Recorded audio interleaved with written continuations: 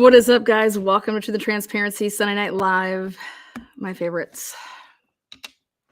Well, all of you guys just love to talk about the Idaho4 case. That's what we're going to talk about. But we're going to talk about it in a little different way. We're going to talk about Nancy Grace and her latest. What is up, Johnny, and the rest of you guys? Hope you guys had a great weekend. Hopefully your brackets are looking good. My brackets, I did two. I usually always do two. I picked the James Madison. I told you guys to go with that. Duke beat them today, though. But I had Yale. So my brackets, they're still okay. All Final Four teams are still in it. So, but yes, Idaho4 case. Nancy Grace did a live, or I should say a broadcast. I think it's been now 48 hours, maybe a little bit less. And I want to debate Nancy. Let's talk about it. Come on, guys. Let's do it. Nancy, here she is. The trial judge is putting Brian Kohberger's feet to the fire, saying, so what is your alibi? What is your fake alibi? Who said that? What is your alibi?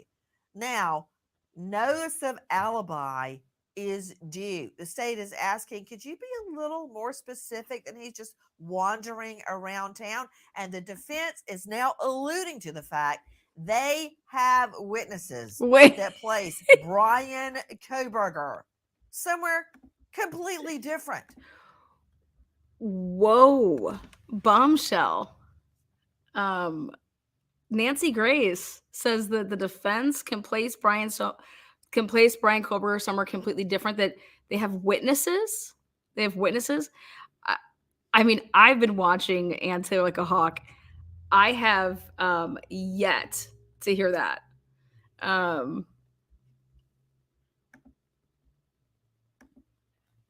Than the crime scene on King Road, where 4 beautiful young University of Idaho students are slaughtered in their own beds. Where is he at 3 a.m.? I can't wait to hear this. Witnesses? What witness? You know what? I'm going to tell you something, Nancy. I'm going to give you some props there. You're right. 3 o'clock in the morning. I like how you say it, 3 a.m. because I do believe that this happened at 3 a.m. I do believe that Kaylee and Maddie's phones stop being used at 2:52 a.m. Because things took place just thereafter. So Nancy Grace is still sticking with 3 a.m. Give her some props for that. Witnesses. As I've told many a jury, nothing good happens after midnight. So where is Kohberger going to tell us he was at 3 a.m. at the time of the murders? And Nancy, what if he was to tell you that he was sleeping? I mean, where does anybody going to be at 3 a.m.? Witnesses are going to bail him out for murder 1. Nancy is under the impression that people are going to bail him out. I don't know where Nancy gets this from, but like I said, there's a gag order, and I don't even get it. Charges you're seeing right there, the murder scene. Some of those are photos I took. Let's scroll through, because you can see exactly what was going on inside that home from what we believe to be Kohberger's perch on a, let me just say, incline in a parking area. Right there, like where you're looking right now, where you are standing, viewer, right there, you can look right into the home from that parking lot. Okay. What can you see from this? Let me go like this. You can't see into any home. I mean, you can see this home, but you can't see into it. You can't see into this home. But just let's take a look. I can't see into that home. I can see the home. Absolutely. I can't see in that home.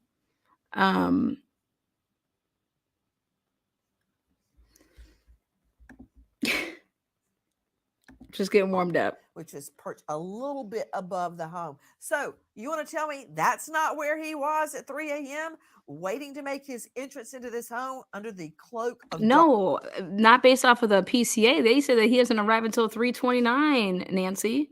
So at 3 a.m., you're saying that now he's behind the home at 3 a.m. Who are your sources for this one? Darkness, because I say that's exactly where he was. I'm Nancy Grace. This is Crime Stories. Thank you for being with us here at Crime Stories. You got it, girl. And Let's do on this. Sirius XM 111. First of all, what is a judge looking for? Will they even respond? Or will somehow Kohberger's defense team wiggle out of yet another judicial command? Listen to Nicole Parton, Crime Online. Judge John Judge set an April 17th deadline for Kohberger's legal team to provide documents related to an alibi. Last year, at least 2 possible alibis were set out by Kohberger's attorney. The first saying it was Kohberger's habit to go for long drives alone late at night. Defense attorney Ann Taylor later gave the court brief information saying, quote, evidence corroborating Mr. Kohberger being at a location other than the King Road address will be disclosed pursuant to discovery and evidentiary rules as well as statutory requirements, unquote. The location has not been revealed. Liz, keep showing me Kohberger. Wait, no. Don't show Liz, keep showing me Kohberger. What is she doing? me. Show me Kohberger. Look at him. This guy. I mean, the jury's going to take one look at this and run as if they had seen a monster. Oh my God, Nancy. What are you fucking smoking, girl? That is some serious prejudicial statements. We are in a gag right here, and you're calling Brian Kohberger a monster. You know, everybody is innocent until proven guilty. So, Nancy, what do they have against Brian Kohberger? What are we looking at here? What do they got to get? What about that car you said that was speeding around, driving around crazy at 3:45? What about that car that should have all this DNA in it?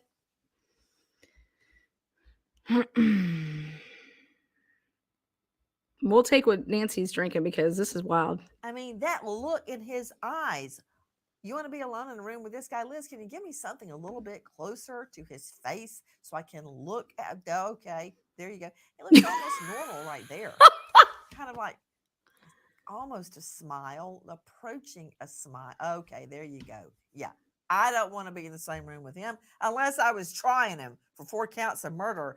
Joining me now, an all-star panel to make sense of what we know right now. First to Maureen Callahan with dailymail.com and author of Ask Not, the Kennedys and the Women They Destroyed. Oh, you're going to need a volume 2 for that, Maureen Callahan. But that said, back to Kohberger.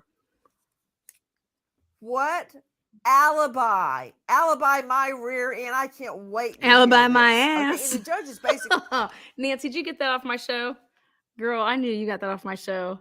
Alibi my ass. Go ahead, you can say it. You have your own show. You don't need to be...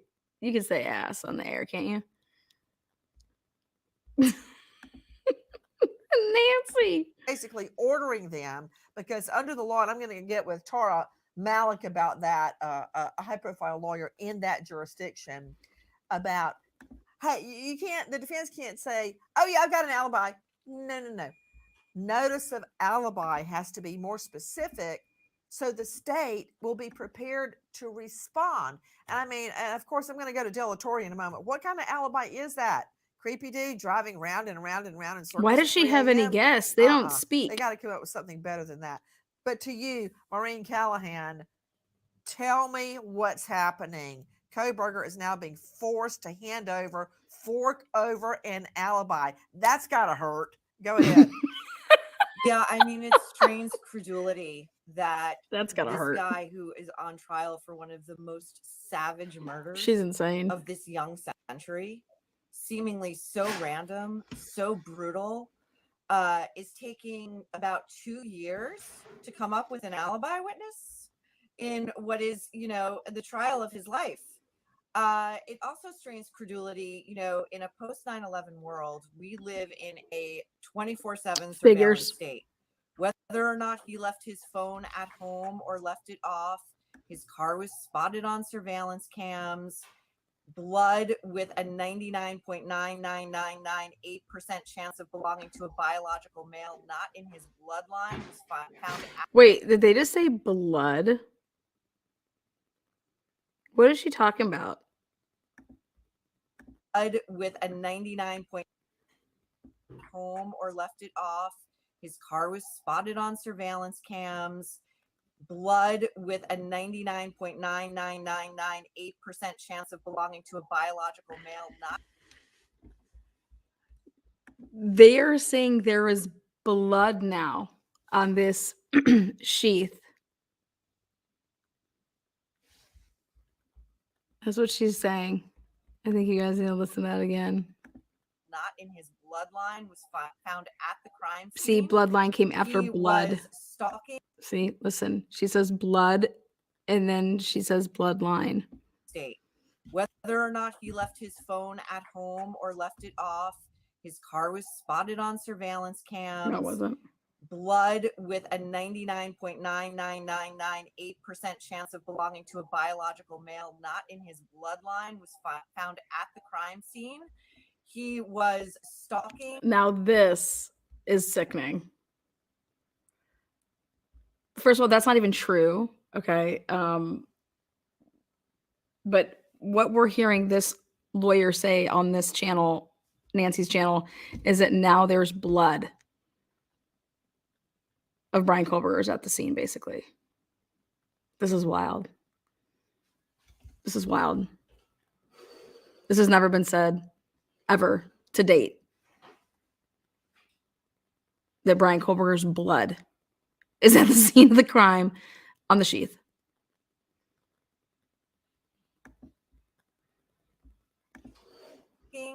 At least one of these victims on Instagram. What? Well before the murders, he was spotted driving around. Excuse me? The murders, he had broken. Who is this broad? Who, Nancy? Who's your guest who is so not informed? Crime scene. He was stalking at least one of these victims on Instagram. Well before the murders, he was spotted driving around the house. Girl, Nancy, you cannot let people come on your channel and just lie like this.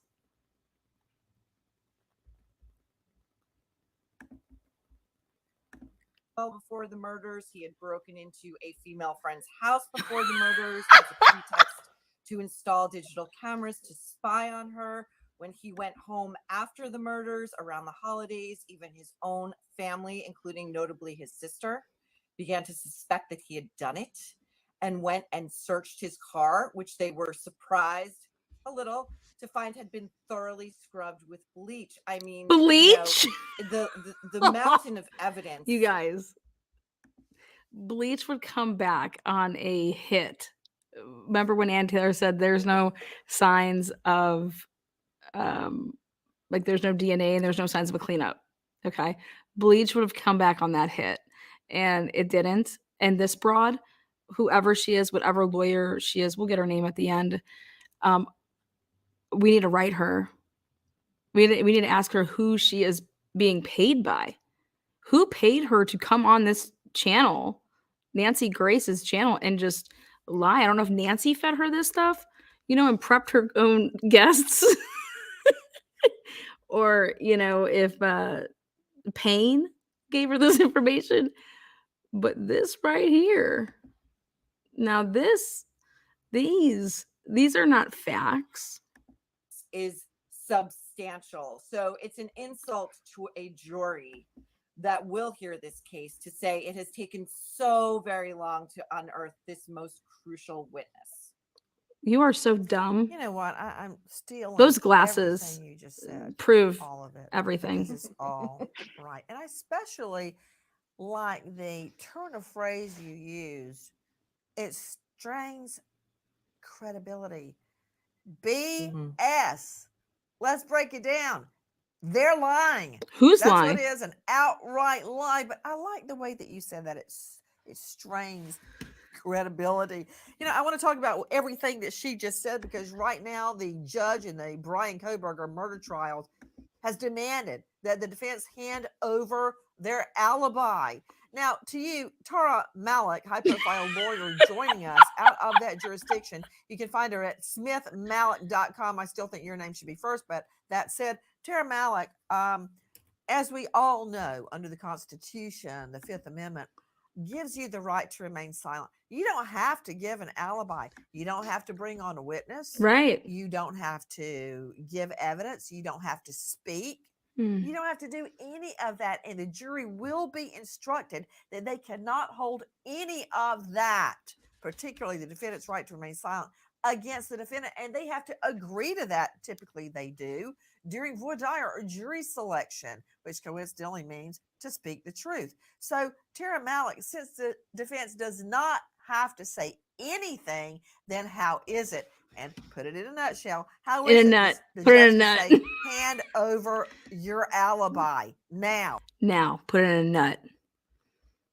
All right. Nancy, How does that? I don't know. I think your last guest was in the bathroom. I think this guest looks like she might be in the powder room. So That happen? They seem to be in direct contradiction. who's in direct contradiction?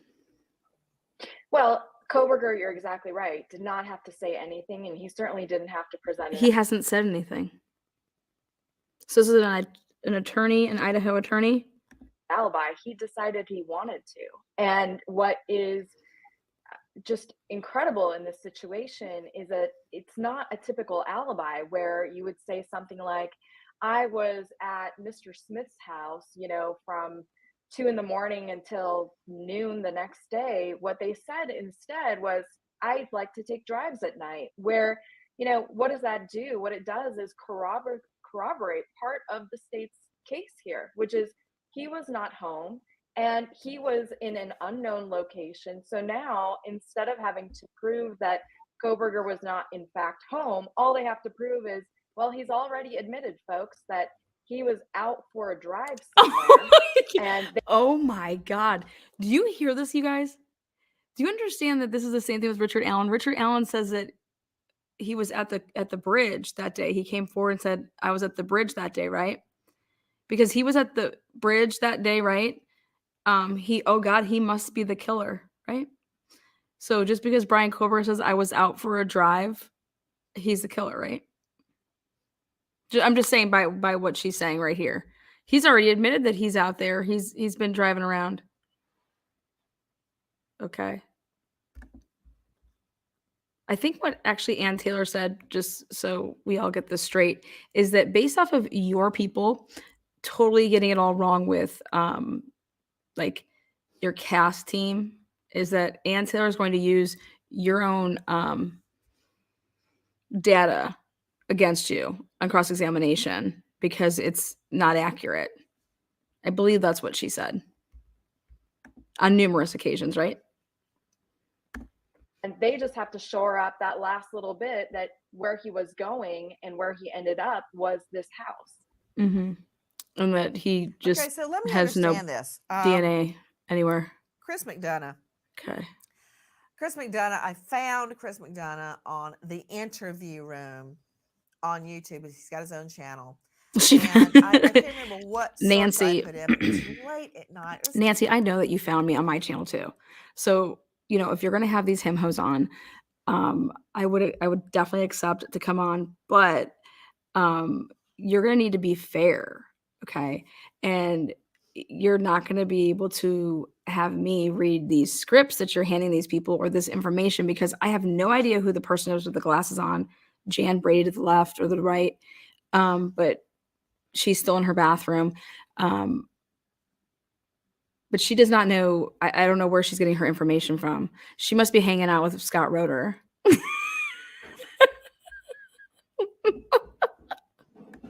It's like 1 o'clock in the morning. I'm still awake, researching Kohberger. I hadn't been. So she went on YouTube to research Kohberger, guys. Okay.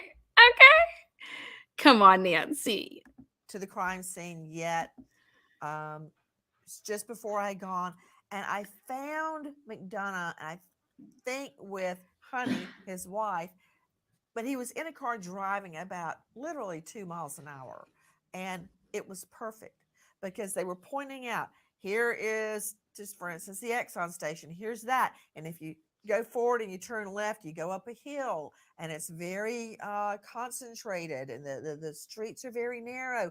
And it was if I was driving through the neighborhood myself. And as a matter of fact, that Quick Check or whatever that gas station was on the corner turned out to be, I doubt that Chris McDonough knew it at the time, that he showed us turned out to be critical because a clerk, and I think it was a Isn't female clerk, Oh, took it stop. upon herself voluntarily to go through days and days painstakingly of video surveillance and catches a white Elantra speeding by That is not that even. little gas station Why are at you about still 3 o'clock in the morning. No, it wasn't at 3 o'clock. Now it's at 3 o'clock, Nancy. That was at 3:45. Nancy, your timelines are crazy, woman. Okay, that's that little splat that you did back a year and a half ago. Who's out speeding around at 3:45? Well, a lot of people. A lot of people, number one. But number two, Nancy, that's not at 3. That's at 3:45. 3:45. And people are all saying that car is speeding away from the crime scene. Well, according to the PCA, the crime hasn't happened yet. So if you're going to say that that's Brian Kohlberger, then you're proving that Brian Kohlberger didn't kill anybody. Because the state says that Brian Kohlberger did it between 4:07 and 4:20. But I just love how you guys were lawyers and you guys don't even know what timelines are. If you're heading out of town at 3:45, Nancy, how the fuck did you kill anybody at 4:15? The hell are you talking about? And see, like, I'm sorry, but if I was on a show like this and somebody said that to me, my answer to Chris McDonough would be like, well, Nancy, if he's speeding out at 3 and if that's him, then he didn't kill anybody. Because remember, they're saying that the killings were at, this time period. But nobody's got any fucking balls, man. You're going to go on a show and just be like, yes, man. I only want a yes, man when I need someone to go grocery shopping for me. All right? Okay. Bam! That was a huge piece of evidence. And I had actually seen it on a drive along, a virtual drive along with Chris McDonough. And the moment I got out there, I couldn't wait to meet up with Chris to find out everything he knew. Now, I want to ask you, Chris McDonough, you go on a drive about, which means you had nowhere else to be at 2, 3, 4 o'clock in the morning. That was some drive, wasn't it? From his place that coincidentally led him to the crime scene at King Road. Hey, Liz, let's see a picture of that. The crime scene at the time that they were murdered, right? That's quite the bad luck for him, right? What? No, actually with what you're saying, Nancy, is that Brian Kohlberger was long gone before the murders happened. If you want to put him in that car, like, does she know what she's going to say before she says it? Or did she just like go on shows and just wing it? Okay. Because I would even think that even if you're going to wing it, then your memory sucks, or maybe you're covering too many cases and you can't keep shit straight. But I mean, you've been covering this case for how long, Nancy, and you're still thinking that the murders were at 3? Well, I like that. But then you're still going to say that this car is involved. Okay, well, I like that too, because then you're 2 for 2 in my column, which is this is going to prove that Brian Kohlberger didn't kill anybody between 4:07 and 4:20. I mean, we all see that, right? The state's case is that Brian Kohlberger killed 4 people between 4:07 and 4:17 and got out of there by 4:20. So I don't know what she's been doing for the past, I don't know, a year and a half. But she needs to get off her knees because she's blowing the game. All right, Nancy, your guests don't know shit, and now you don't even know what time the state is going with their theory on the crimes. So this is wild to me. we were hearing Maureen Callahan with DailyMail.com describing that he did. She either said didn't have his phone or didn't have it turned on. But then when he did turn it on, we realized he is pinging a distance away from the house and takes a long, circuitous route back home. And I timed it myself, Circuitous Chris, route. as I'm sure you've done. Took me over an hour to get from the crime scene, which you're seeing right now, all the way back to that's University of Idaho, across the street from it anyway, from Fraternity Row, all the way back to Washington State University. It took you where an he hour? was in school getting his PhD. Okay. An hour. So let's talk about that hour. So what time did he leave then, Nancy? Because then we got some, again, hiccups, because they have him on the cameras at 5:30, 5:27 basically. And so, but you're saying that he was speeding away at 3, or was it 3:45? Then he would have been on the cameras at 4:45, not 5:27. Oh, Nancy, come on, girl. Oh, girl. And don't you think that you would check on that path that you said that he went? You guys doing any like going and looking for a murder weapon, going and looking for these bloody clothes? You know, how long do you think it took him to dig a hole and bury that shit? It takes a long time to dig holes. So I'm just curious. Did they do any searches? We got to find this knife. We got to find the murder weapon. But if he had taken the normal route. And so the other thing is that why is Chris McDonough still letting people think that he found this glove? He didn't find any glove that matters in this case, y'all. Go check out the dates when all the evidence was collected. Ain't no fucking glove that this man found is in this case. And he just like let people run with it. So I just think that that's also hilarious.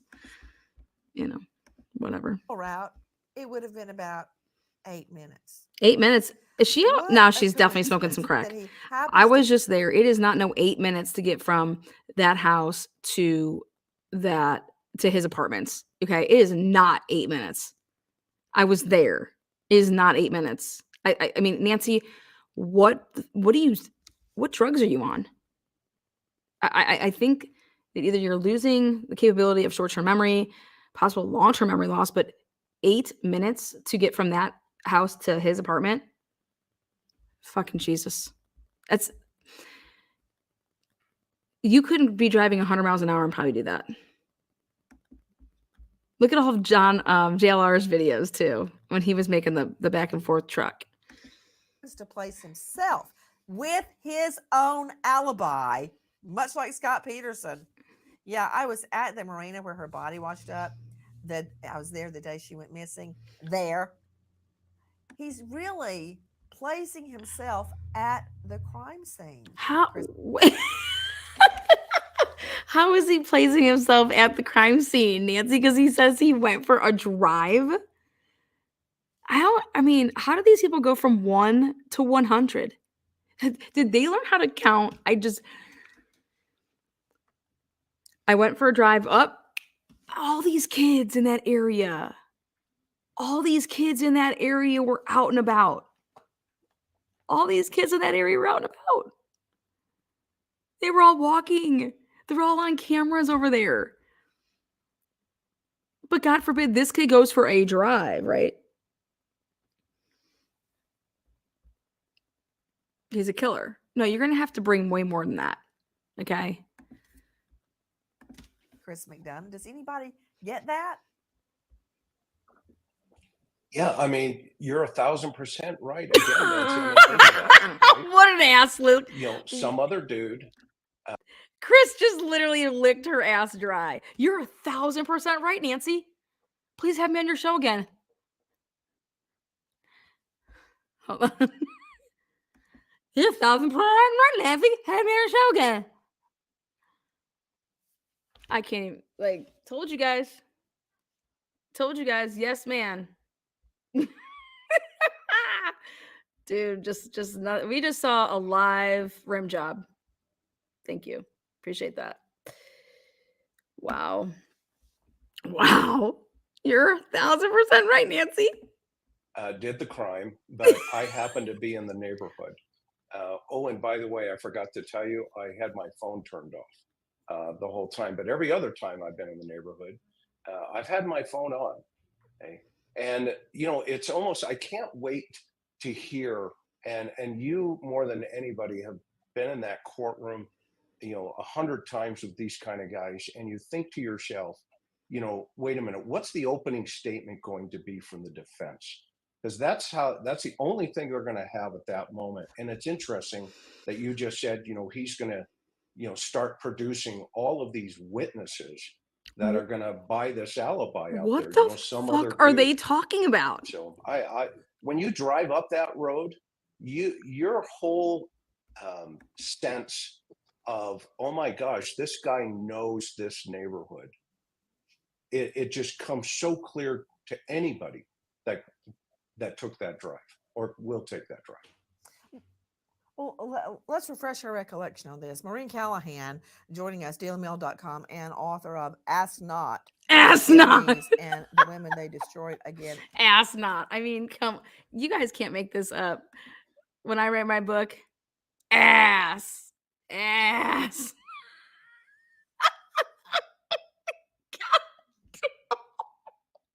Dude, they just give me the material, man. Ass, not. Sorry. Ass. I have no idea. Never read it. and you're going to need a volume 2. But that said, Maureen Callahan, didn't pings and other information place him, Pings. Brian Oh, here she is Koberger, again. in close proximity to the murder scene about 11 times before the night the co-eds Pings. and Ethan Chapin were murdered? They did, Nancy. I believe it may have been 12. And Pings off of the cell tower, guys. Pings off of the cell tower. So what's that radius? And then remember in the PCA they say, "Oh, well, he pinged again on that Monday, but we don't believe that he was there. So your shit ain't accurate." The fuck? You guys getting it yet? Pings. We are so far advanced from pings. Let's get some damn GPS on these from these apps. The GPS, from these apps, man, they do your long and lat like you're just like a little rabbit run all over. But the pings, you have to use a cell tower pings. Come on, it is 2024, y'all. We do not need to do that. So if that's all you got, then you ain't placing Brian Koberger nowhere. Nowhere, no how. You're putting him in a radius, which they already said in the probable cause that people go back and forth to those two campuses all the time. So now you're going to say, oh my God, he was in the area and now he's fucking horrible because, wait, but I thought you said it's normal for people to go back and forth. And you guys, I have no idea what's going to come out of this broad's mouth, but I like to give a disclaimer. She's probably going to lie because she doesn't know what she's talking about. She said about 10 minutes ago that Brian Koberger's blood was on the sheath. That's the first time I've ever heard that in my life. I've been covering this case probably more than anybody out there. I've probably researched this case for, I can't even tell you how many hours. Well over 1900. And this broad, legit 10 minutes ago, just said that Brian Koberger's blood is in that house. Who is your source, baby girl? Who is it? I don't even know. That information just doesn't lie. What possible reason did that young monster have to be in that neighborhood, seemingly surveilling that house? And that timeline that you just threw up, I think, is incredibly important. I believe it's She's a pathologist. So why don't we talk about, like, shouldn't we use you for like the autopsy and stuff, girl? So like this isn't your forte, I get it. So now I realize she's a pathologist, so nothing that she is talking about is her forte. Okay, perfect. Just making sure we got that all cleared up. There we go. It shows he turned the cell phone off at 12:47, and it comes back on at 4:48. Okay, again, that's not what it says. We don't know if he turned off his phone. We don't know if he lost service. We don't know if his phone died. So why don't you take all of that, crumple it, write it on a piece of paper, crumple it all up, and just eat it. Just put it in your mouth and eat it. That way you can regurgitate the information, okay? And that way the next time you speak, you're gonna know what the fuck you're talking about. But Nancy, allowing this misinformation is just, woo. Allowing people this monster, he looks like in that picture before, he looks like a little boy. Looks like a little boy. So that would be the window of time that these savage murders are being committed. And, when we talk about the delay of this trial, which is, really, to my mind, making a laughing stock of the American criminal justice system, I think it's important to remember that there were 2 young people in the house who survived that Why aren't night. you asking them One of why? whom, a young woman who actually saw him exiting the house and froze in a sort of very animalistic fear response. Oh my God. An animalistic, what the? You guys, I am learning so much that I didn't know before. Now Dylan froze in an animalistic.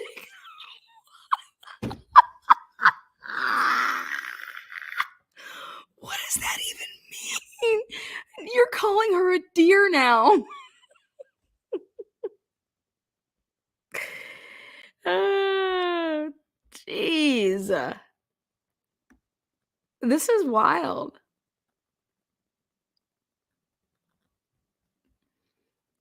And yet she opened her and closed her door 3 times. And then she just went back to bed. She was so scared. She just went back to bed. Like a frightened giraffe in the African. You guys, I've never seen such stuff. Like, this is crazy. This is crazy. This is crazy to me. Absolutely crazy. Where is the justice, not just for these families, but for these surviving victims who will carry this with them their entire lives? Where is the fear that memories will fade or become even more fungible, that the defense might really have something to leverage there? I've said this in a column I wrote about the piece, but even the name of the judge presiding in this case, Judge, who can't seem to make things happen. It feels like a kangaroo court. I agree with you, Maureen Callahan, and I've been on the judge's side so far, but I think she's an animal lover. She says that at kangaroo court, she says that Dylan has animalistic. I think she may have something. I wonder, do you know the term bestiality? What is that? as a trial I'm gonna do some lawyer, research. having tried so many cases that I've lost count of them, have handled so many pleas well up into the thousands that I no longer have count of all the guilty pleas I took on felony cases. This is insane. I mean, the incident happened all the way back in November 2022, November 13, 2022, as I recall. And they don't want to have the trial until at best summer of 25. That means Nancy, Santa Claus, Nancy, hit my little square button over here. Lana, come on in. Nancy, then why hasn't the prosecution turned over all of the discovery? Why is the prosecution saying that it's going to take them until September to get them all of this discovery? Can you explain that to me? How are you expecting to go to trial when they arrested him back in, December at the end of 2022?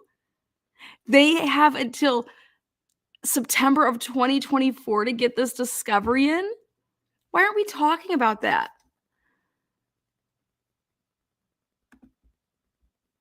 Why aren't we talking about that? So how do you want this to go? Like, who do you think is delaying this?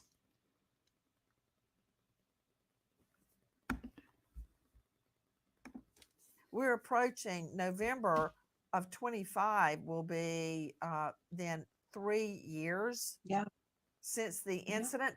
Back to, I'm going to address delay. The defense best friend.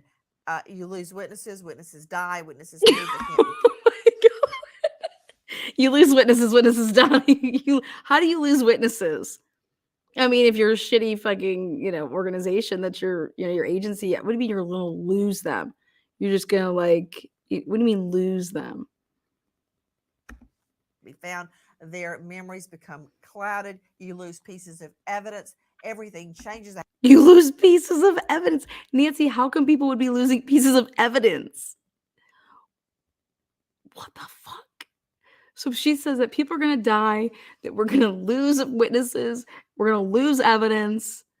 Nancy, and that's the defense's fault? Everything that you just said right there has nothing to do with the defense. I don't know how somebody that dies would be on the defense. How do you all lose your prosecution witnesses?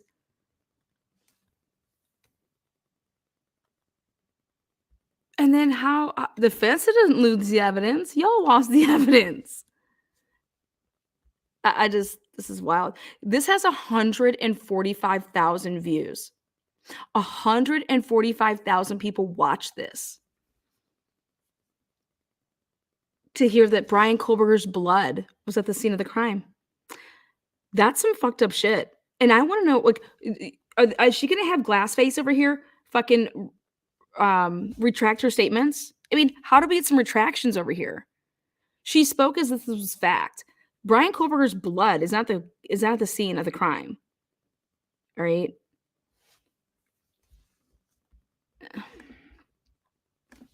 The house has already been torn down now. There's no Nancy, whose fault is that? Whose fault is that? That's universities because all they care about is money. It's not the defense's fault. Way to take the jury over there, even for a drive-by. That opportunity is gone. What else are we going to lose before this judge finally moves this case to trial? And it is on him. Yes, I know this is a death penalty case. Death penalty cases require more time to prepare.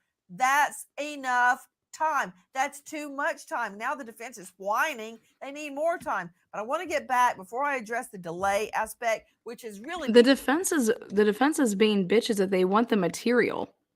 If you get me the material, we can go along with this. There's so much material here, and you're not giving me the material. I mean, explain to me how the prosecution needs until September. It is fucking March. So you still have all of April, May, June, July, August, the beginning of September. Almost 6 months. But when he asked for all this, it was 6 months. He needed 6 more months to get the rest of the discovery over, to have that discovery deadline.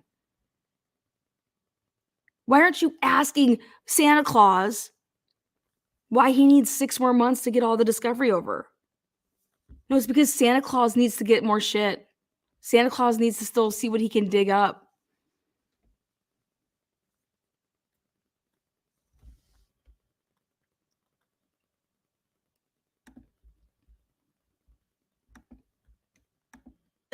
Why is Ann Taylor keep writing in these discovery supplementals? Because she's reading a report and then she's like trying to go and find, okay, I just saw this person's name, this detective or whoever. Now let me go find that report so I can see this. And then she realizes that she doesn't have that. So then she has to say, request number, discovery request, supplemental request with this. This then number is like 642. And then 643. Are you guys watching the process? Because I don't think you're watching any of the process. But yet you're coming on here and 145,000 people had to listen to this bullshit. And then you have McDonough that's like, yeah, Nancy, 1,000%. It's like, I think that you're deaf, dumb, and blind too. And now, is there going to be anybody on this show that has any, balls? Or how about just like fueled by the judge, as you pointed out, judge. I want to address the alibi situation because now the defense is teasing they actually have witnesses to support. Where is she getting this? Where has Ann Taylor ever said that they have witnesses? So now she's putting it out here that the defense has claimed that they have witnesses. You guys, I watch this. I watch I watch and I read everything that comes out from like the documents. I mean, what is she talking about?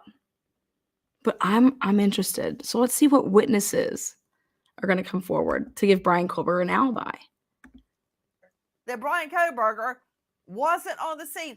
Could I please see the BK timeline again? This is what we know regarding pings and finding him on video surveillance, 2:42 a.m. Look at, they're saying that that's him, 329, 404, 420. First of all, she has it wrong. There's another time. Oh, and I know why you're leaving it out, Nancy, because it has to do with your white Elantra going the completely other way. There's another time that that goes around. That would be the fourth time is when. The fuck are they doing? This timeline shit. This is not even accurate. His phone is at his apartment at Pullman, where he's getting his PhD at a different college. 2:42, he heads south. 2:47, he's in his car. Wow, I think I'll save my battery. He cuts the phone off. Like this AC, anal compulsive dude, did not have a charger in the car. No way. 3:29. Mark B tossing out 10 memberships. a.m. after he cuts his phone off. We're talking about 40 minutes later. There he goes by the King Road residence 3 times. It was actually 4. Elantra. It was actually Phone 4. off, but busted, man. He got you on surveillance video. It's 4 if you You're knew. not getting out of that. 4:04. He returns and he stops in front of the house. Surveillance video revealing that to us. 4:20. They do have evidence. The sedan They have a leaves the planted area sheath at a according to the high defense. Speed. That's it. 4:48. All they have is a phone sheath. ping. The phone's back. Nancy, on, you get a south membership. of Moscow. Mark gets a membership. State Highway 95. Everybody gets a membership. And let me tell you something. I got in the car and I drove that route at night, in the dark of night, after midnight. There are not street lights. When a big rig would come toward me, I'd practically have to pull off the side of the road. It's a 2-lane. Jeez, Nancy. That's the route he chose to take at 4 o'clock in the morning.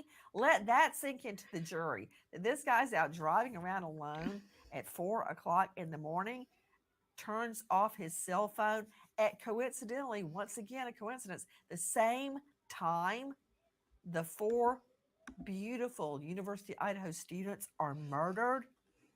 Okay, he's in his car driving around. Who is going to be his alibi witness? Take a listen to Sydney Sumner, Crime Online. The prosecutors in Kohlberger's defense have not been able to reach an agreement on a trial start date. Loudoun County Prosecutor Bill Thompson requested the trial begin on March 3, 2025. The defense attorney for Kohlberger, Ann Taylor, says she needs more time to review evidence and requested the trial begin no sooner than June 2025. The judge will decide the exact date, but with it happening in 2025, the trial will be live-streamed by the court. Whether Brian Kohlberger's murder trial begins in March or June, Ann Taylor has mentioned the defense expects to have 400 witnesses, as well as a wide That is variety of not- evidence to show at trial. That is not what she said. Oh my God. Ann Taylor did not say that she expects to have 400 witnesses. Hold on. I can't breathe. You guys, I can't breathe. She said that They had interviewed they had interviewed 400 witnesses. We have to go through 400 witnesses, like, to read these reports, listen to these interviews. They interviewed over 400 people. That is not, that means that Ann Taylor's gonna call 400 people to the stand. I mean, Nancy, come on, girl, you can't believe this. Like, who are your producers? Who produced this fucking show? Is this live? Is this a live stream? You guys, I cannot wait to hear the why this should move, why this trial should move. Use this thread. Nancy Grace, what the fuck are you doing, dude? Like, or lift the gag. Lift the gag. Because if this is going to continue, the gag needs to be lifted so people like this can be handed a big fat you know what to put you know where. Because this is crap. This is crap because these, people that don't have the time to take to actually read all the stuff on their own, you want to come in here and you want to listen to this. Yeah, you would think Brian Kohlberger there's all this evidence against him, but everything that these people have said on this live stream so far or whatever broadcast is absurd. It is not even, these aren't facts. This isn't facts.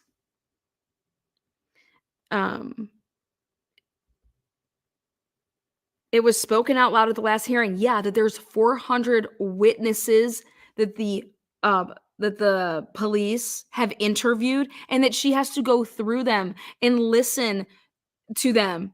Not, I'm going to call 400 fucking people to the stand, and nor is the state calling 400 people. The state wants as little people as possible to take that stand. I'll tell you that right now. Okay? They're not going to be able to find one fucking person that's going to get on that stand and say that they know Brian Kohlberger and that they've seen him and they've hung out with him. Maybe that's why I would call 400 motherfuckers, so that we can hear all from these motherfuckers that said, not one of the people that you interviewed, but you could do that through a police officer, not one of the people that you interviewed, did you go back and re-interview and ask anybody if they knew who Brian Kohlberger was? Once you guys got like that hit on like the sheath? Did you guys go back and ask any of these people, hey, have you ever seen this person before? That's what I'm waiting for. I'm waiting to see what names of the people come forward to say, oh yeah, oh my God, yeah, I know that guy. He's always at my bar. He's always kicking it every night that we have like open mic night. He gets up there and he sings Roxanne, But right now, I don't think that there's anything like that out there. And in fact, I asked Dave specifically that, and I said, who said when they saw this person get arrested, were y'all texting each other? And you said that this trial's going to take a long time, but it's not because there's going to be 400 people that are taking the stand. She said that this trial should be taking anywhere between 12 and 16 weeks because it's that complicated, because it's that circumstantial, and it's not. I mean, this is just woo-wee. When I asked Dave, hey, when that picture and that name came across the screen, were y'all texting each other in Snapchat saying, holy shit, can you believe who it is? Remember when he was at that party? Remember when we were at the pool party and he was like that complex tattoo girl and blah, blah? No, nobody knew him. Not a single person that Dave told me that nobody mentioned his name. Nobody said, oh my God, I know who he is. Nada. Actually, I take that back. One person tried to say that their sister who went to WSU may have had him as a TA. But Dave couldn't even be certain of that. And I said, no, I'm talking about Idaho. I'm talking about University of Idaho, any of your people. And he said no. And I think that that's really, really important.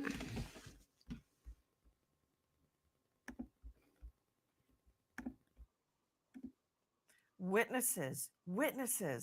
Are they alibi witnesses? Let's just hash through this to you. Chris McDonough, you have driven the route just like me. Who along that route could possibly have witnessed him not being at the crime scene, let's just say between 3 a.m. and 4 a.m.? Who? That's a great question. I mean, it just doesn't make sense. I mean, 400 witnesses. Where are you going to find 400 witnesses? Number one, alibi witnesses. Wait, Unless, of wait, wait, wait, course, wait. What are Let's you get this straight. talking about? I'm asking Yeah. the questions. Yeah. You're giving the answers. Q and A. I'm the Q. You're the A. Okay, let's go. Who in the Come on, let's hay go. could have been a witness? Somebody at a gas station? No. Not a gas station. Who could be the alibi witness they're alluding to? Well, What are you remember, you get those kind of witnesses, and witness testimony is the worst testimony you could ever. Eyewitness testimony is the worst. Dylan's. Yep, you're right. Because so many variants. Dylan's that guy. So No, many I believe you. factors that change instantaneously. I suspect they're going to find people that go, yeah, I kind of look like that, but that's not the guy. We're going to get a lot of that. I think also you're going to have friends coming up. I mean, this guy's sitting in jail and he's getting love letters. Okay? Those are the kind of witnesses that you'll get. You guys, none of this is happening. What's going to come out of the magic hat when they reach in and they stick their hand and they pull something out?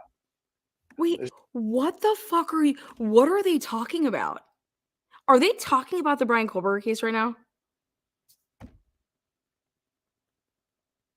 I don't need.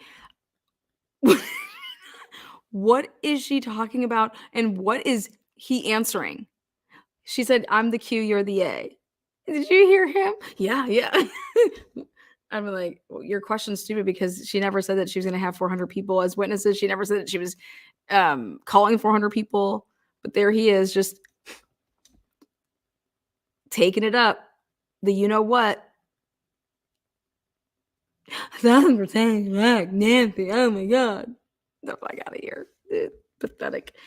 I can't be bought and paid for, I'll tell you that. This is all wild. None of this is true. I'm the Q and you the A. Yeah. Could we get that on a shirt, please?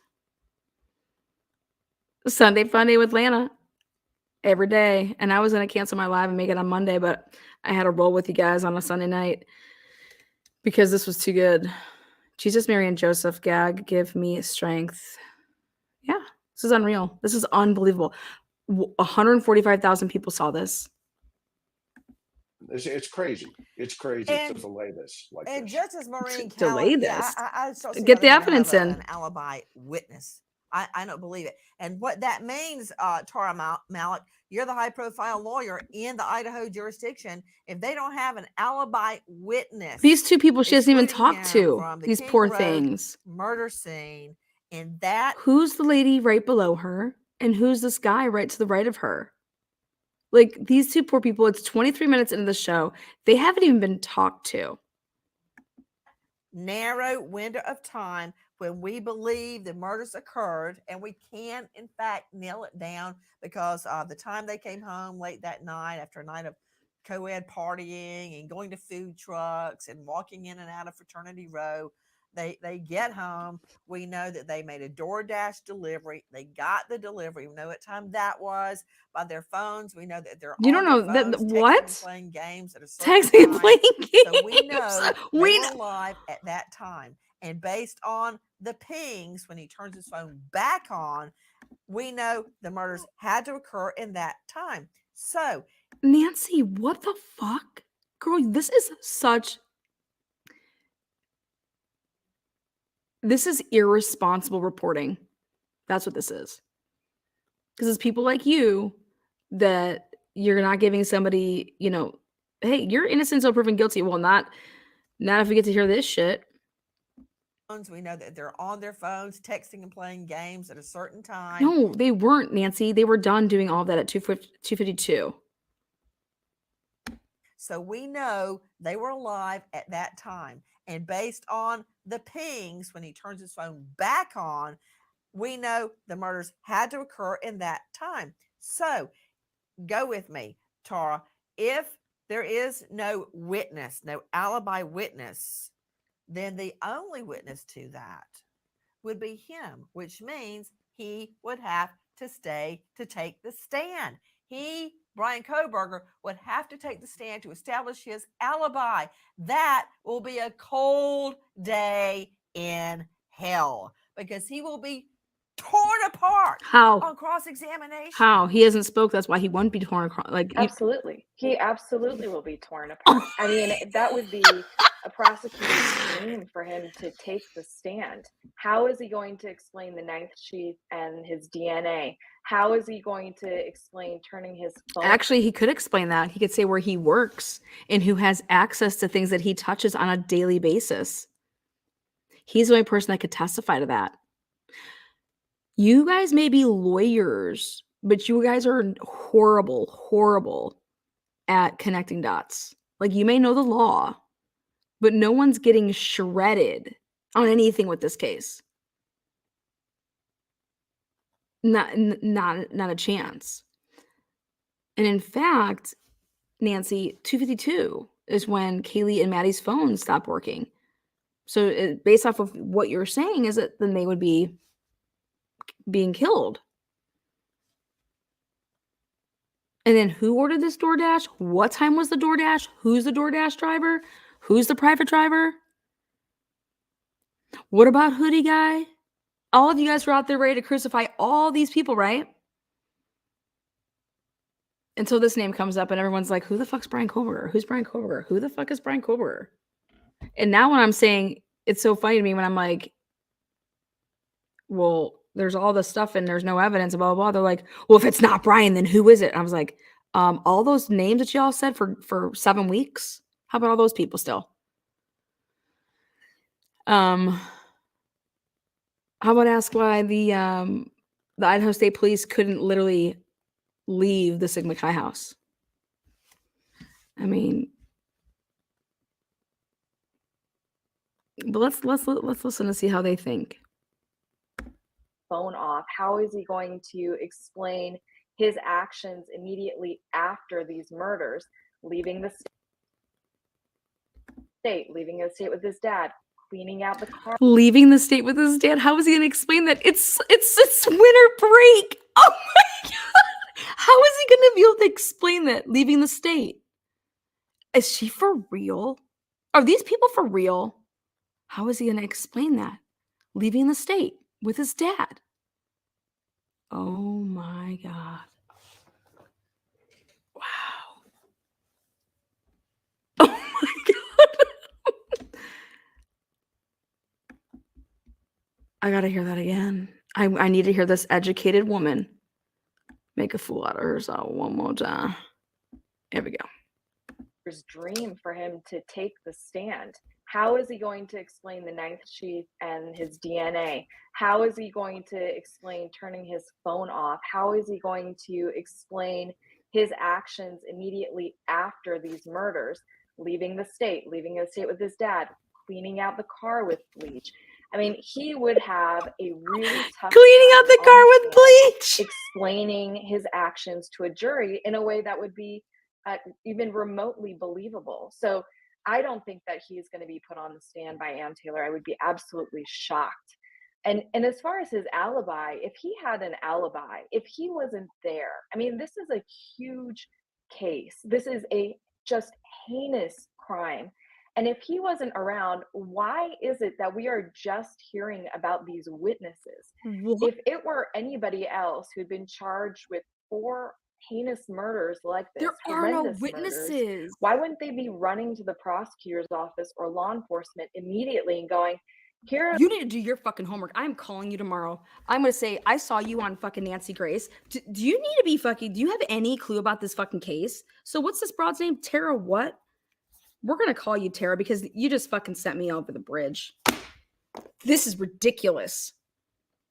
There's no 400 witnesses saying they're coming forward to say that Brian Koberger, that they're alibi witnesses. What the fuck are you guys talking about? What are you smoking? Ann Taylor has to be watching this thinking, and if I'm fucking Ann Taylor, I would call up this girl that's a fellow fucking worker of mine, or a colleague rather, and say, what are you talking about? What were you talking about on Nancy Grace? Where'd you get this information from? Because there's a gag, and I want to know who you've been talking to because there's a fucking gag. So you're going to cough up your fucking information right now because I'm taking it to the judge. Because you got some fucking balls doing this shit, girl. And they ain't good balls or shitty balls. There are the, 100 people, 30 people, whatever number they want to throw out there, who can corroborate that it wasn't me, I wasn't around. The fact that it's taking this long to put some sort of coherent alibi together in and of itself is suspect. You're suspect. Tara Malik, you are exactly correct. Oh my Why God. not on day one go, I was at so-and-so. I was sleeping over at my girl. These people on this panel are just literally licking each other's assholes after they talk each time. What is going on with the world? You are absolutely correct, Tara. You were just absolutely correct.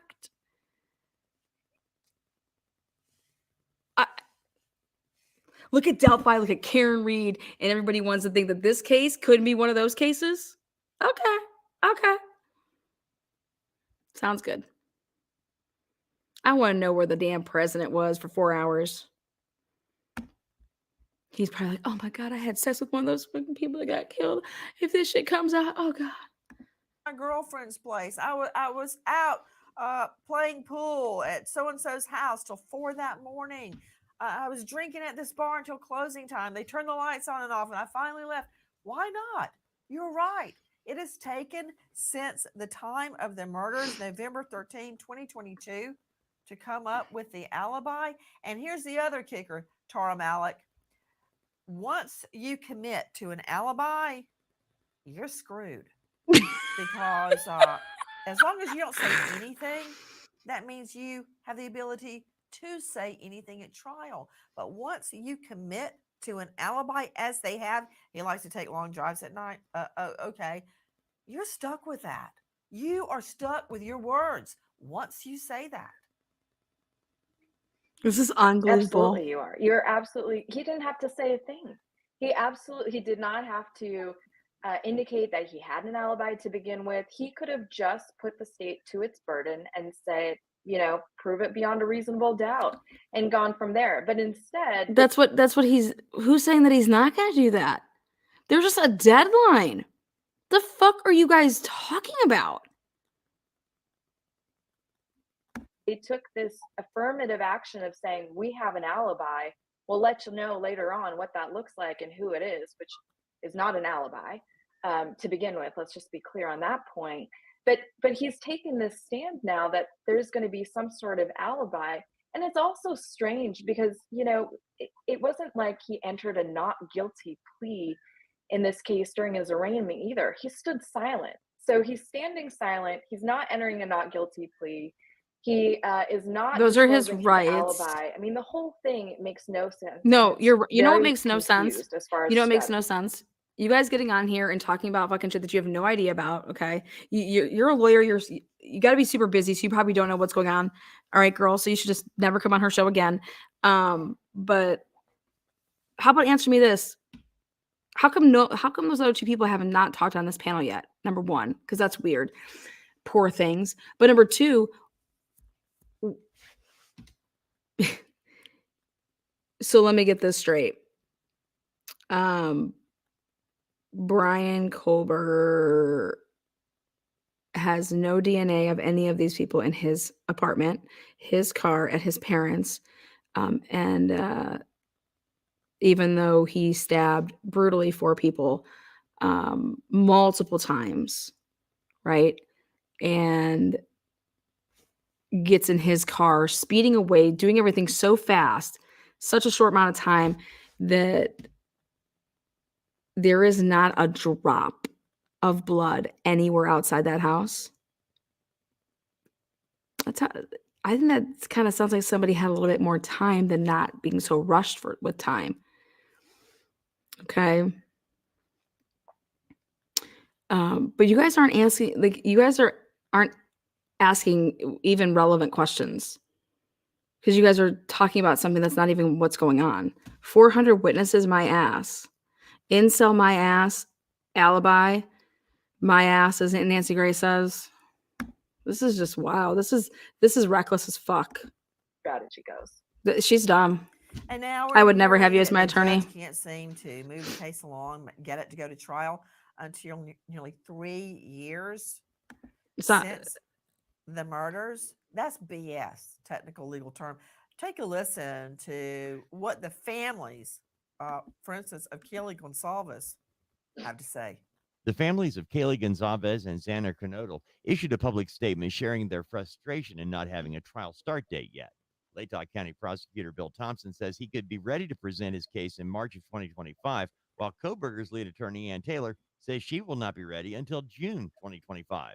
Taylor also says she plans to call 400 witnesses in a trial expected to last 6 weeks. She plans to call 400 witnesses in a trial that's going to last 6 weeks. Aunt Taylor never said anything like this. Aunt Taylor, I'm going to be so pissed, girl, if you don't pick up the phone and dial up these him hoes and you say, if you're going to quote me, you need to get it right. These people need to correct themselves. This is insanity. Ann Taylor never said she was calling 400 people to the stand in a matter of 6 weeks.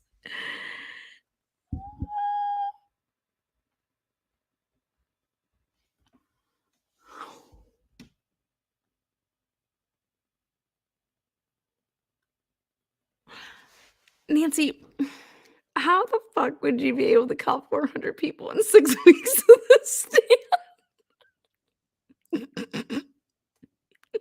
You guys say that Brian's an incel. Who the fuck does he know? 400 people. Brian doesn't know anybody, man, right? He's an incel. I just can't even right now. This is just embarrassing. This is embarrassing. 145,000 people watch this shit. In their open letter, the Gonzalez and Kernodle family statement begins with, "Why are victims' families so misunderstood?" The letter concludes with, "We want to start healing. We do. We want to find justice and try to move on from this horrible tragedy. So please start making some decisions." Amen. Amen, brother. Start making some decisions, judge. Do something. I mean, Nancy, I'll give you props there. Yes, the judge has to be more, authoritative, I guess you could say. But we need the information, the exchange of this information, and be able to go through it and be able to, you got a girl that keeps on saying, "I have no idea how you got to my client. I have no idea where these reports or stuff that's missing, or these gaps." There should not be a 3-year delay. Of course, the judge does not want to jeopardize the death penalty case and get a reversal on appeal if there is a conviction. But 3 years? No. HELLN. Now, anybody that knows that this is like a death penalty case, that's normally what it takes to go to trial. But again, you have to ask yourself, why is the prosecution needing until September to get the discovery over? Ann Taylor literally makes like weekly, I swear to God, discovery supplementals. Okay. I just. NO, way too long. And let me tell you, Dr. John Delatorre, I had a case. An incident occurred when I was in law school. Oh, great. The case was tried. There were clear errors. Two defendants. Why are you showing him? Together, and both of their statements came in where they blamed each other. You can't do that. It's called interlocking statements. You have the right to cross-examine by the way, that is Chris McDonough. That is not Dr. John Delatorre. I didn't think so. You have the right to cross-examine any witness brought on against you. And so when your co-defendant blames you, you can't call the co-defendant to the stand if they take the Fifth Amendment right to remain silent. So I had this case, Dr. Delatorre, that was tried when I was in law school and went all the way up to one level before the U.S. Who the Supreme, fuck is she talking to? Back down for retrial. 14 years later, I got the case to retry. You know what was left, Delatorre? I went in the evidence room. There was one x-ray. I didn't know what it went to, but I could clearly see a bullet in it. And baseball What cap the just fuck? said, "Kiss my bass." What was I supposed to do with that? Kiss my It bass. took me painstaking work, literally around the clock, to put that case back together again. I'm happy to report both co-defendants were tried separately and were convicted and are still behind bars today. Dr. Delatorre, delay, defense best Oh friend. my God, But congratulations, what is it welcome. doing psychologically 30 minutes and we finally know who the fuck this is. This is Dr. Delatorre. to the victims' families? It's destroying them. It's ongoing torture. It's absolutely ongoing torture as to what's going on with these families. Like they Okay, so Dr. John Delatorre is a forensic psychologist. He's on here for God knows what. Let's find out. said, they just want justice. They want the machinations of the judicial system to work. But here's the problem: is that it's not working in their favor. If this is supposed to be about justice, right? We're not seeing justice for the family members. If this is supposed to be about fairness and equity, sure, Brian Koberger deserves fairness and equity, but so do the family members. He violated the rights of these individuals. They should still be alive, and they're not. And they should have the right for their own speedy trial in order for them to move forward with the healing process. You know what? Not only are the victims' families being destroyed psychologically, the way that the victims were destroyed physically is adding so much pain to these family members. Let's just do a quick reality check as you're looking at the bright, vibrant, happy faces of these 4 young people. You don't really read about them in the headlines anymore. Look at them. They've lost their lives. You're seeing pictures there. There's Ethan. He had a brother, a beloved brother. We often hear about the girl victims, because many people like myself believe that one of them was the main target of Koberger. I don't want Ethan to get lost in the sauce. But every day their case becomes more and more distant. To Dr. Michelle Dupree, my longtime colleague and now friend, renowned medical examiner, forensic pathologist, former detective with Lexington County Sheriffs, and author of Money, Mischief, and Murder, the Murdaugh Saga. Here, That also will require volume 2. But more important, 33 minutes into the show, we finally get to see this face and who she is and what she does. for my purposes, she literally wrote the book. She's the author of Homicide Investigation Field Guide. Could you explain, just so we don't ever forget, what happened to these 4 young people with their lives in front of them? Nancy, from what I've read and seen, this was the most horrific crime. I mean, the rage that was carried out on these young people and the absolute devastation of their bodies. I can't even think about it. It was just horrific. It was horrific. So then, can we talk about the blood? Let's talk about I want to talk about the blood. I want to talk about the spatter. I want to talk about, since they were in beds, would your feet be, there's really not going to be blood on the ground. But what about like your hands with that knife? Like when you're then walking to the next place, like it's going to be dripping, and, then it'll be going outside. And then if you don't leave that slider door open, you have to use one of your hands to open up the slider or turn the door if you walk out the front. We don't see blood anywhere around there to the naked. I mean, and then if they are, like, they were just trampling through it.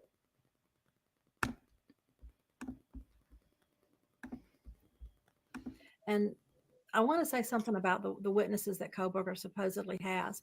We know that eyewitnesses are only accurate about 50% of the time. Oh God, yes. 50%. So then This Dylan, whole thing is crazy. Dylan, They need to make a decision. The judge needs to start this trial and give this family some closure. why the and time to fuck heal. is she talking about something that she's not supposed to be talking Let's about? just start. You're goddamn, God damn it. Why are these people under the impression that Brian Koberger has 400 witnesses? Like, who is spreading this misinformation? I know it ain't my channel. I know it's not me. And I know it's not Ann Taylor. And I know it's not if you actually watch the fucking hearings, you would know what the fuck is going on. With the murder weapon.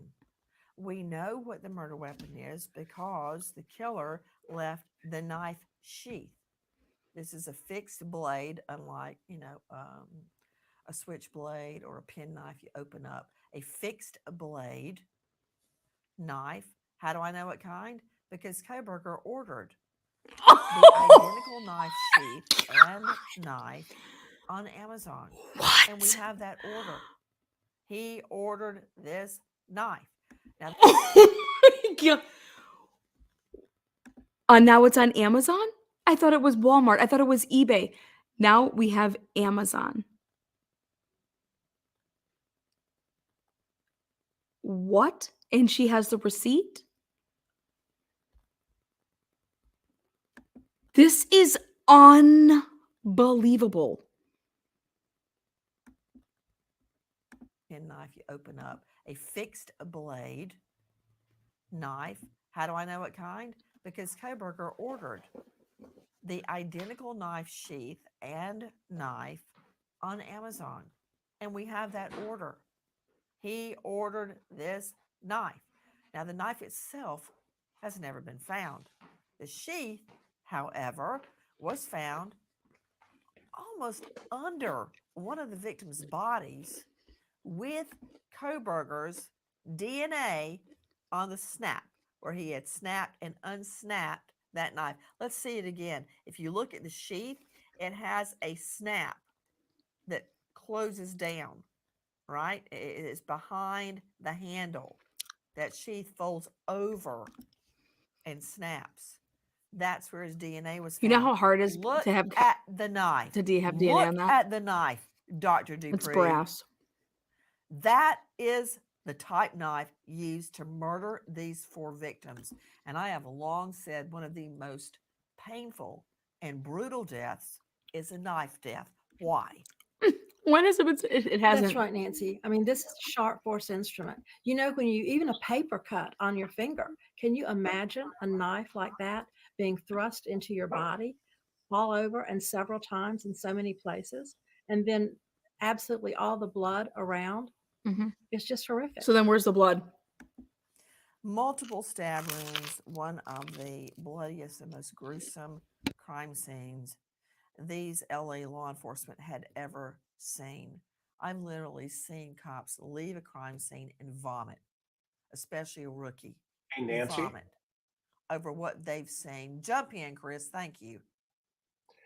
You know what? I got to tell you, because to your point there for a moment, that when you get to these types of scenes, immediately the cast off, the type of savagery that takes place, because that knife is a very personal weapon to the suspect, and the victim that sees this item coming at him. In this case, it's a K-bar, United States Marine Corps military killing machine.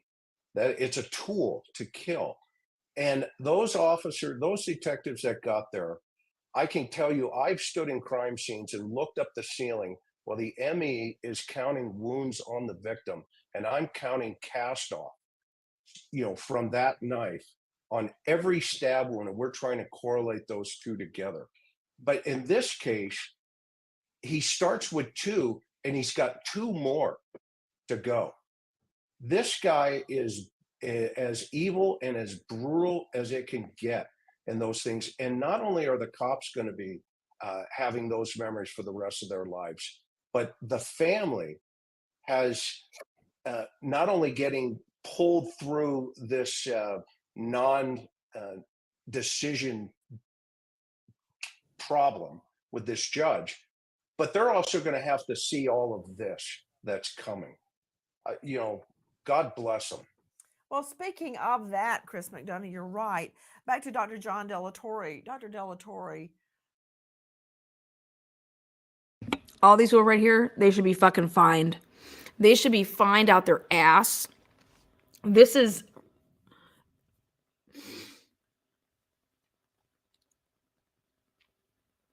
wrong. This is absolutely wrong. None of this is, we know this, we know this, we know this. No, none of this is known. None of this is known. And it's shame on each and every one of you. Anybody on this panel right now, you had an opportunity to walk and get off. You didn't. And in fact, you ate it up like a virgin boy eating his first.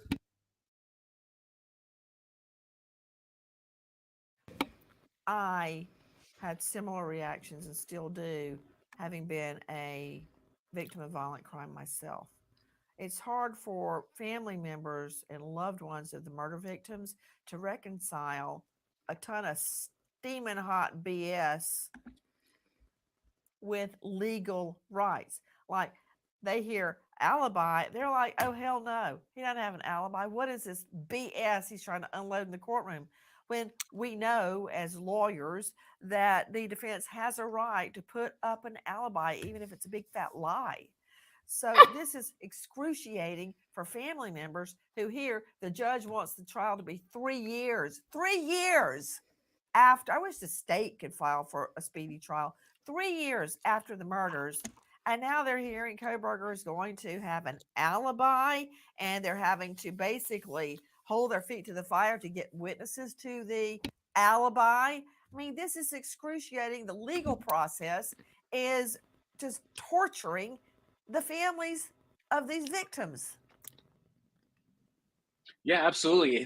This is what it means when we say terms like time is relative. So for most of us, right, this 3 years, yes, we're all up in arms about the delay that's happening, but 3 years is going to pass for us in an instant. For these family members, each day, each hour, each minute is excruciatingly long. Each time, each experience that it gets brought up is just expands the time frame with which their trauma and everything that's going on with them is happening to them. And until there's a resolution that they can accept, it's going to be like a wound reopening time and time and time again. This is unbelievable. Tara Malik, the right to present an alibi, of course, is guaranteed under the Constitution, your defense. And the state nor the judge can interfere with your ability to put up your defense. But this has really got to be tortuous to the victims' families, because they don't believe there is an alibi, and that whatever alibi the defense is presenting is a big lie.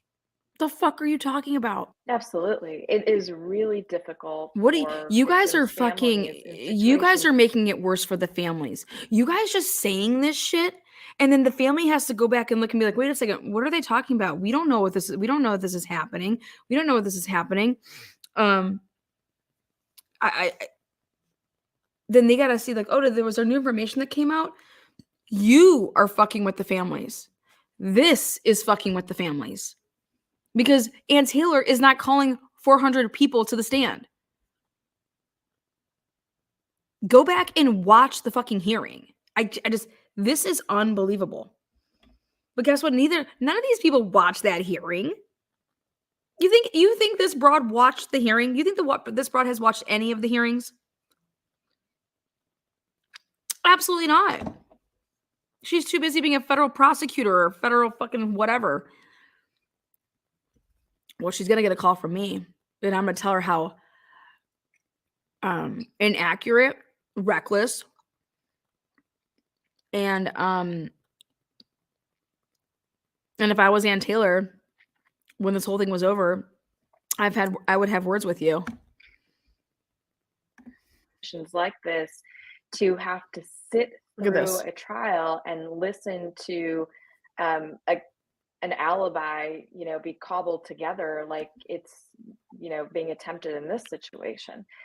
Especially under these circumstances where there's absolutely no clarity at all about what this alibi really looks like and whether or not there are actually witnesses who can corroborate that Kohberger was somewhere else and couldn't have, committed these murders. That's right, Tara, because they're saying he has an alibi. Right now, we're getting two theories. He likes to go on long drives alone at 4 o'clock in the morning, and that there is, Ann Taylor, the defense lawyer, has said there's going to be evidence corroborating Koberger, quote, being at a location other than the King Road address, and that location will be disclosed pursuant to discovery and evidentiary rules.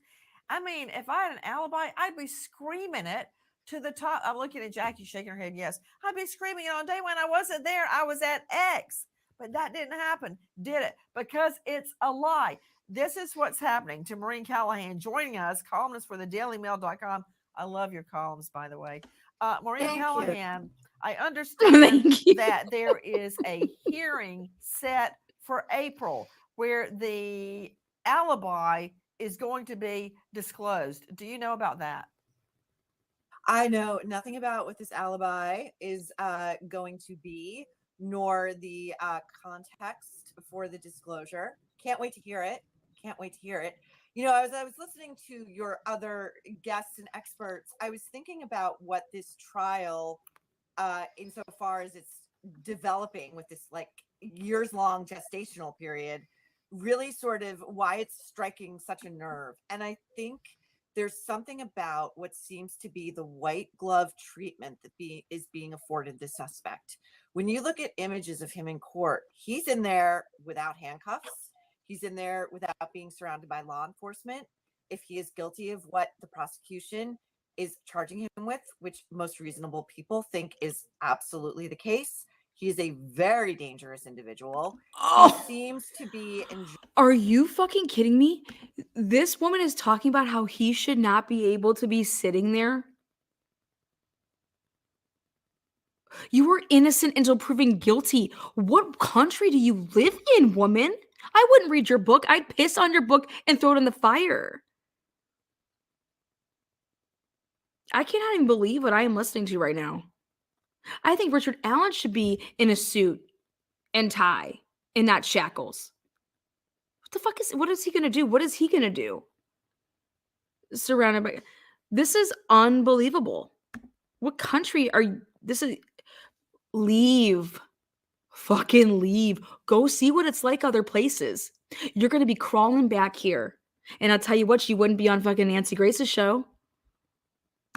This is embarrassing. This is embarrassing. I'd be embarrassed if I was on this panel. enjoying the dragging out of this process. Who's He enjoying refused to anything? enter Don't speak for vocally him. his Speak for own anybody. Not guilty plea. The dragging out of this process, to refuse to enter vocally his own not guilty plea, is an FU to the court to make the judge do it.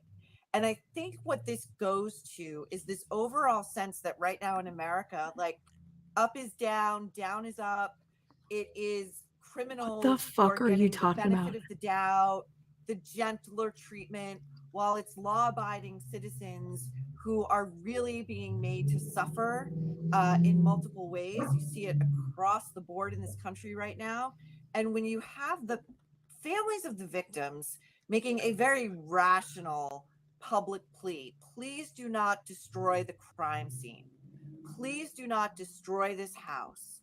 It is without question, any jury is going to want to walk through. I mean, you guys were just going sort of through the drive that you both took to sort of really comprehend how well the suspect would have had to know those roads, those unlit, unmarked roads that, you know, who doesn't drive around in the middle of the night, early in the morning, and turn their cell phone off on deserted highways, please. You must not go. So You to must not know that have area. You don't have to turn off your cell phone or turn on. There is no service there. I was there. There was no fucking service there. Good luck. And they should that those jurors should drive around. I was there, man. My phone records prove my text messages that wouldn't come through, and then I'm getting then all these voicemails and calls. You're wrong. You're absolutely wrong, and your glasses are a crime. It looks like you're sitting in a sauna or on a toilet, and you should be, because what you're spewing right now is complete shit. So it serves your right to be sitting on the pisser. But more importantly, you saying that criminals are getting the white glove treatment. No. when you are a defendant, you're defending yourself. You're not a criminal yet in the eyes of the law yet until you are found guilty to then be a criminal and then, yeah, do whatever the fuck you want. Okay. But until that day comes, no, you don't get to just because you are labeled as such by inept law enforcement from that area, dude, then you get to treat me like a fucking rat, okay, and not let me partake in my defense like they are doing basically with Richard Allen. But she basically said, God forbid anybody be in a suit and tie to defend themselves. You are scum. You're trash. And I think that she's sitting on a toilet. So she needs to leave the United States of America right now, period, in a story. And I'd be embarrassed if she was my fucking friend. So anybody that's her friend, yeah. Very, very logical, rational request. No, you don't. It's You're not been logical. Completely denied, and to have the house demolished within a month. Within a month. All seems unfavorable. What is this woman talking about? This house was not destroyed within a month. A month of what? Do you hear these people? That house was not destroyed within a month. God, who is this woman? She's about to, you know, guys, join me tomorrow. I am calling each and every person who was on this panel, and I'm going to tell them, and I'm going to challenge them. You are what's wrong with society today. Brian Koberger may come out and all this evidence that, you know, that he's this, he's that, blah, blah, blah. And then when that day comes, I will be right on with saying, yep, when you look at this, yep, he's guilty. When you look at the, you know, but until then, you don't have, this isn't a right that you have. This is unfucking believable. This is so bad. This is so bad. This is so fucking bad, man. Get the fuck up out of my country. This is my country, because you clearly don't think it should be this way. The victims and their families, and I think that it's why it's so important, as you're doing, Nancy, to keep the pressure on everyone involved in this case, because the longer it is delayed, the worse it's going to be for the families. And just think, the summer's coming up, Maureen. What's the judge going to be doing? Out golfing on the lake? He ought to have his rear end up on that bench trying this case until it's done. Shut the fuck up. Enjoy your summer vacation, Judge, while the families of these victims have more and more sleepless nights, full of rage, full of anger, full of disillusionment with you and the justice system. You know what? I'm glad Lady Justice is wearing a blindfold, because I would hate for her to see what this judge Nancy, is can I ask you one orchestrating in this question? courtroom right now. Yes, hit me. I just want to know, with your own experience, you know, a case like this, for any judge, any lawyer, it's a potential star maker. So what's the thinking? Why is he being so sort Who of gives a flying fig about being a star? I want justice. You think I ever I want thought truth. I'd end up on TV when I tried a murder case? I'm not talking about you at all. Ever. I'm not talking at you at all. Nancy just attacked her guest. Nancy just totally attacked her. Oh my god. Oh, look at her. How do you feel now? You think Nancy's got loyalty because you fucking kissed her ass and ran with all her lies? Little fucking snowflake. Fuck you. The fuck out of here. This is unbelievable. Just went at her. I want justice. Nancy, if you wanted justice, then you would go about it by being truthful, and you would go about it by being educated in what you were speaking about. But justice comes from due process, honey. And of all people, I mean, you say that you're a lawyer and you're this, that, and the other, then you would know that due process is how you get to the truth, and how you get justice. So this, whatever the fuck you're doing, is ridiculous, and it's I just feel it's an oxymoron. I feel like she's an oxymoron. And look at this girl. She's gonna go hide. Give her hell, Nancy. Oh, I but- hear you. This judge, yeah, okay. Number one, you're right. It could make or break the careers of Mhm. all these prosecutors and all this defense team and this judge in case they ever want to do anything beyond what more different than what they're doing right now. You'd think they'd take it a little more seriously, right, Maureen Callahan?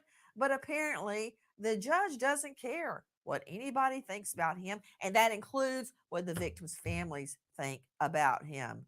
Okay. Up until this Well- point, I Yeah, understood and that he let's was not- Well, I'll tell you this.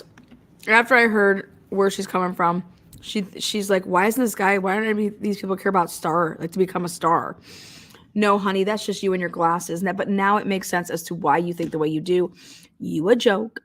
Your glasses are fucking hideous.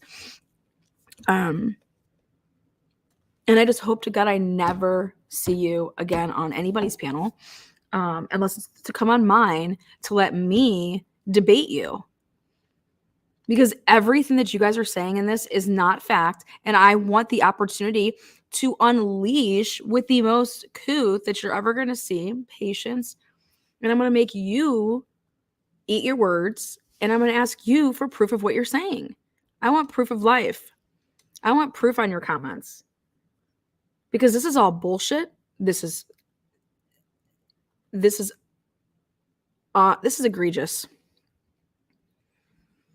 This is crazy. So, but thank you for the laughs. Thank you for the chat. But I'm calling these people. And you guys know that I'll do it. And I'm gonna flat out ask them, where did you get your information? This is Tina with What the Fuck Translation Services. I saw you on Nancy Grace, and I want to know where the fuck you got your information. Because I think that you, I don't even have words. I don't. Please be live for this. Oh, I'll be live. I have no problem calling these people live.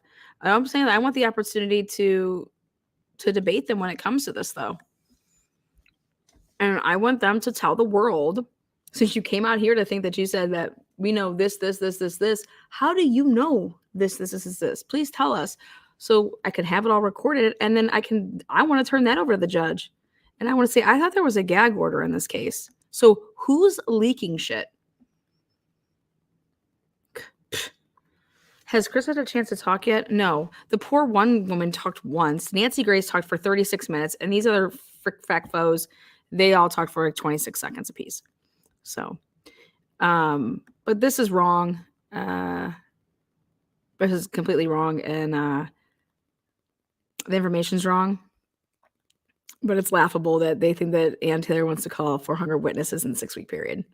So, all right, guys. Again, thank you guys so much for those of you guys that were in chat. Thank you guys so much for Nancy, anybody that was spraying those gifts. Donna says, what is wrong with these people? I don't even know. I think something's in the water in Idaho, but I don't know. Oh, and I have breaking news, guys, bombshell news in the Brian Drake case. I have come across, well, first of all, my latest FOIA request, look at all these 4 pages of all this body cam and all this stuff. Wait till you see what happens. But I found a phone call that was made, and it is going to, I think I put it in my community page. Check out the police report that I put in there. Jennifer Drake, I hope you have one hell of a defense attorney, because the evidence is piling that shows that Brian Drake was not possibly alive and on the phone with you for that call. So if you guys are watching and following Who Really Killed Brian Drake, it's out of Idaho. We're dealing with the same inept motherfuckers with the Idaho State Police, and I got more, and I'm bringing it to you guys tomorrow. Also, I'll be following stuff with Sebastian's case, his missing persons case. Something's definitely up over there. I don't believe that any kid would want to leave without their shoes on, especially at night, in the middle of the night. A lot of kids are afraid of the dark. Let's not forget that. So, but prayers. Thanks again for everybody that was following us with the Riley case. I'm still waiting to get my hands on. I got some new documents I have to go over. I spent yesterday having some fun with my kiddo. So,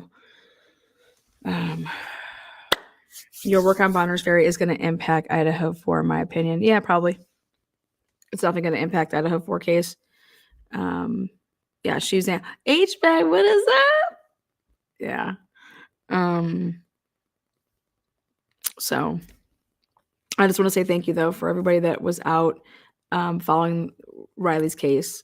I believe 100% that social media and their involvement with covering it made it so it put pressure on Nashville to do things to really search and to recover his body and to help the family get closure. And then now we really need to look at that timeline. So, but yeah.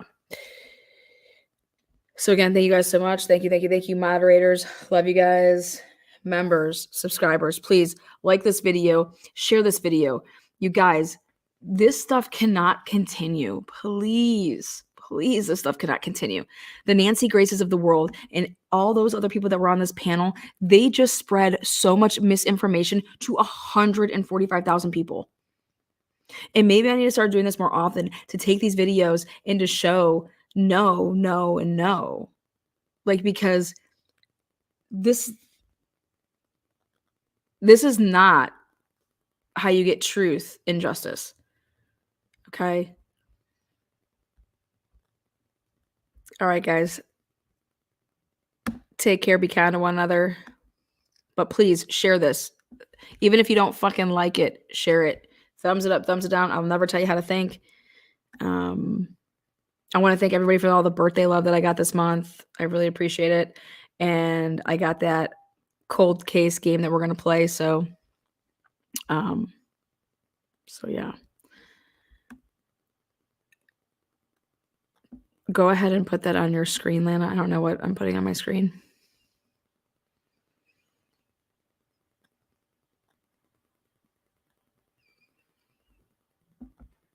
Frankly, it causes the state great alarm that the defense is discussing calling up. Yeah, but that's not what they're saying. So that's like, they're not even saying that though. That's not even what Ann Taylor said. So I can't help these people and see, they don't do any listening, you know? You have to listen, man. You have to listen first and then take it in. But these people aren't listening. And they're sure as shit not, what's the word? They're not retaining what they're listening to either. You know? How do I turn on my gifted memberships? Oh, I don't know. I just like, I don't know. Somebody in here knows. Tell them how to turn on their gifted memberships.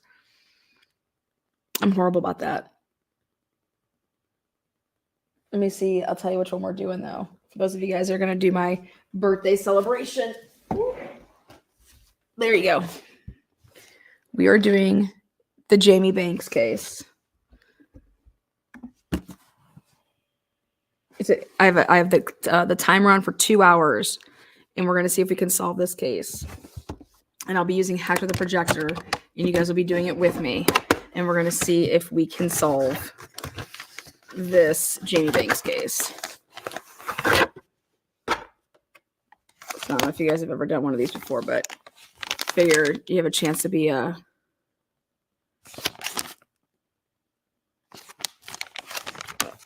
I'm here for that. Yeah. So yeah, that's a cold case. And they give you all the stuff, and then I'll be able to use Hector, so you guys will be able to see it all, and I'll be telling you guys when to take screenshots if you want to like look at things. And but we will be put on the clock for I think it's like a 2-hour thing. Maybe I'll give us 2 hours and 30 minutes for our first time. But I got that for us so we can do it. Figured it'd be like a nice little break away from craziness that surrounds us. So again, thank you. Join me.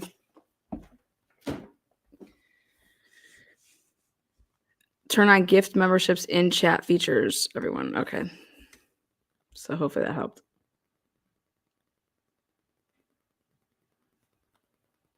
No. All right. Thank you guys. See you soon.